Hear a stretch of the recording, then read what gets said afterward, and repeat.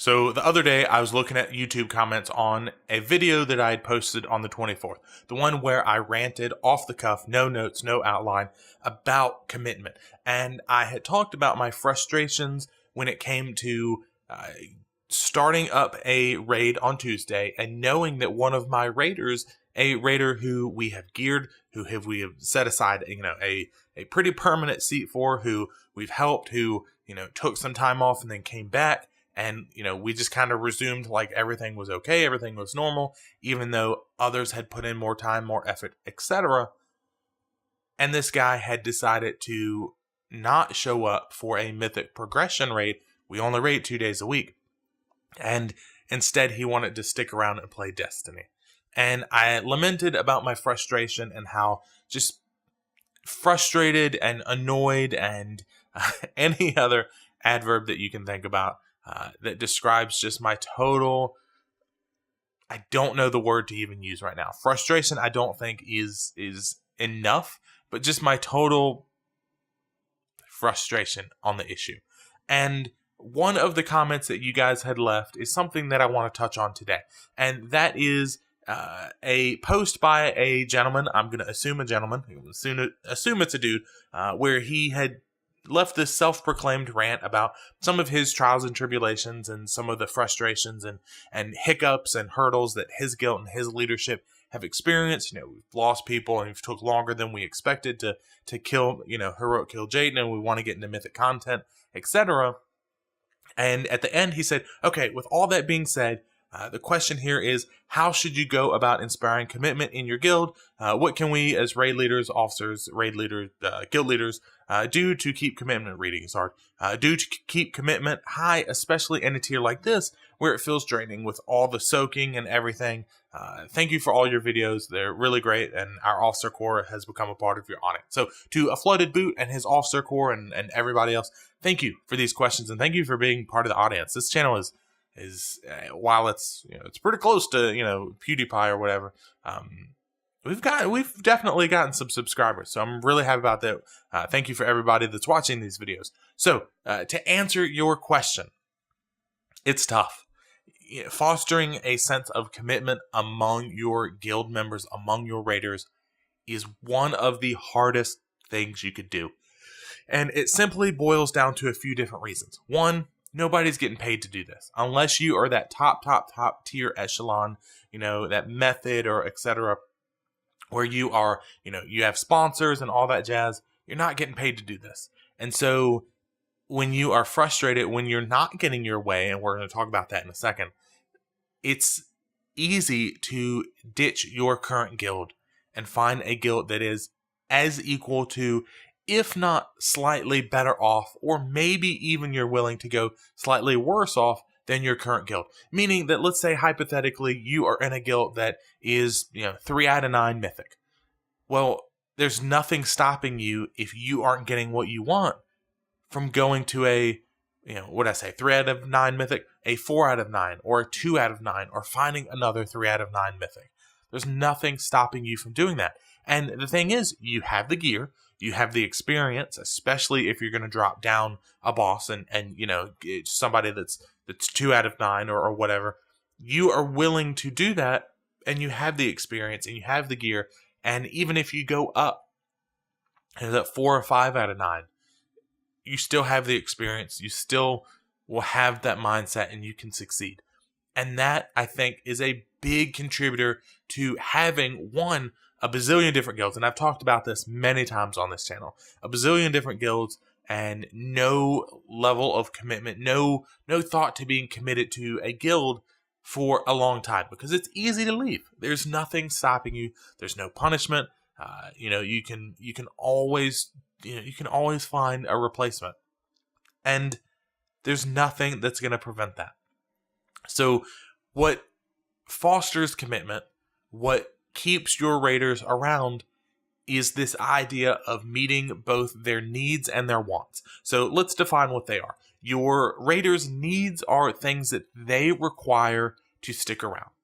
And these are things, both needs and wants, are things that are going to vary dependent on the progression level, the hardcore level, the type of guild.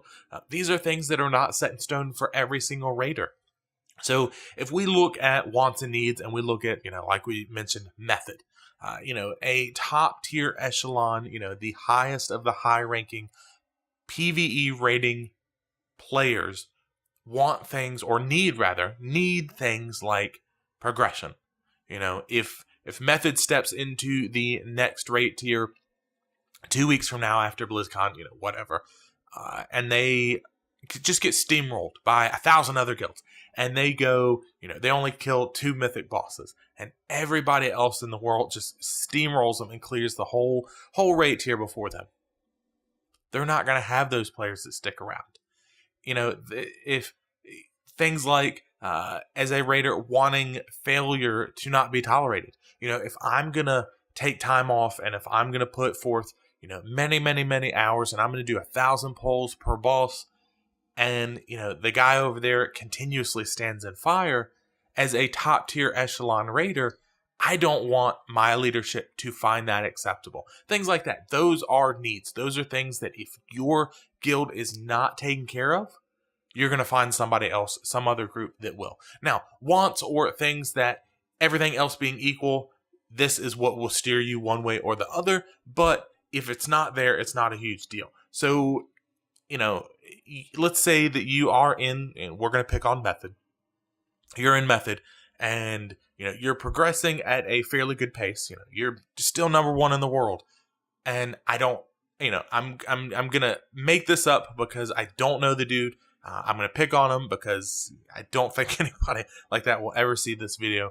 But let's say Sko, the guild leader, the tank of method, is a complete asshole. I don't know.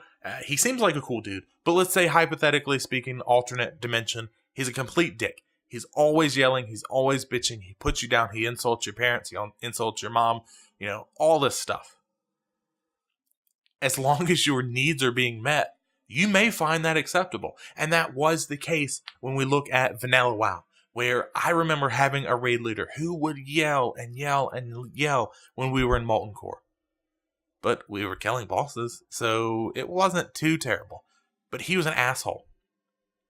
And these are things that, now aren't so much of an issue because, again, you can just find another spot. But if you are in that top tier echelon, you may find that to be acceptable. Whereas if you're looking at somebody, let's say a semi-hardcore raiding guild, you are clearing mythic content, you're, several bosses into mythic, but you aren't that top tier. You aren't trying to go for world first. You're, let's say at this point, I don't know, 7 out of 9 mythic Tomb of Sargeras.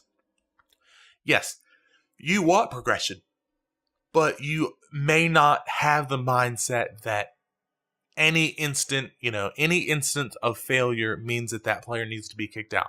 However, after 2 or 3 instances of it, you are going to want that offending player to be kicked out, to be sat, etc. And the list goes on and on and on, both wants and needs, your needs being the most important and wants being the ones that kind of determine, everything else being equal, what group you want to play with.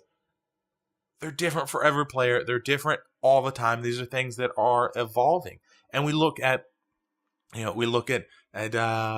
some of the players now who, in my guild, maybe at the beginning, they wouldn't have tolerated me being firm with them. They would not have tolerated it because, we weren't as progressed as we are now. But now, where if we screw up to a mechanic that we know, this is a farm boss, we've put in, X amount of pulls on this mythic boss, and we know this mechanic, and we've done this mechanic, 100 times. And you wipe to it, you're probably going to get fussed at. And these are things, wants and needs, that differ based on your hardcore level. So obviously, you look at somebody in a very social or a non-hardcore guild, we're cool with logging in every once in a while. We'll try to log in on Saturdays and we'll clear, normal TOS. But if we can't, it's okay.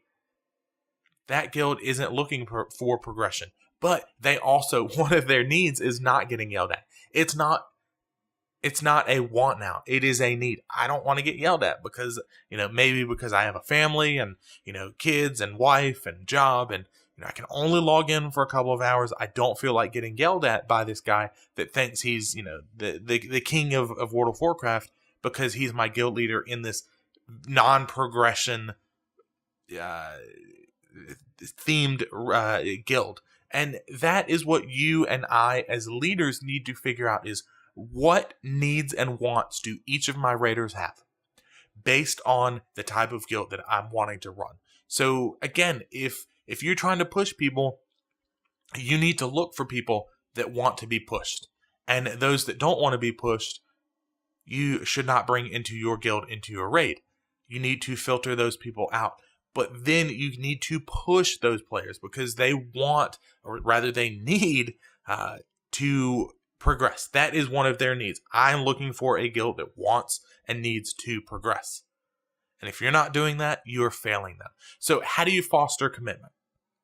You look at what your raiders want and you give them their needs. Then you work on what they would like. So we want progression, but I'm okay bringing my flasks. Well, I'm going to push you, as hard as I can. I'm going to call out your mistakes. I'm going to improve your DPS. And if we have enough guild money, we'll buy potions and flasks for you guys. That's what I'm talking about. And you need to keep a constant eye on it, because letting it slip for one player may mean that they look for another guild, or they stop raiding, or they may take a step back. And it's a constant struggle where you need to always be talking to your officers, to your guild leader. There needs to be a constant conversation where you go, okay, here's the deal. We got this guy who's not pushing himself as hard as he should be. Everybody else is getting pissed off. So we either need to push this guy because we need to progress. That is a need for raiders in this guild. Or we need to get rid of him. And with that, you will foster a sense of commitment, because a player will find all of the needs that I have, a checklist of, I want X, Y, and Z, is being met by the guild leadership, by the guild. And, 1, 2, 3, as far as my wants, I'm getting 1 and 3. Cool, I'm happy. And it's tough. It's really tough because raiders are so fickle. Raiders get pissed off at the dumbest things, the silliest things, and they just get frustrated and pissed off. And especially when you're rocking 20 players in a mythic raiding guild, it's tough. And the only thing that I could say is make sure that you are giving them their needs and wants, and that you are constantly looking at and reviewing what every person needs and wants in your guild. With that being said, thank you guys so much for dealing, 1, with the cold voice, whatever, stuffiness. 2, for all of the subs, all of the views. If you guys have any more questions, please do not hesitate. I will continue to say this every single video when I answer a question like this, like a flooded boot said. I love questions. I love answering them for you guys. So keep them coming. And until next time, guys, I'll see you.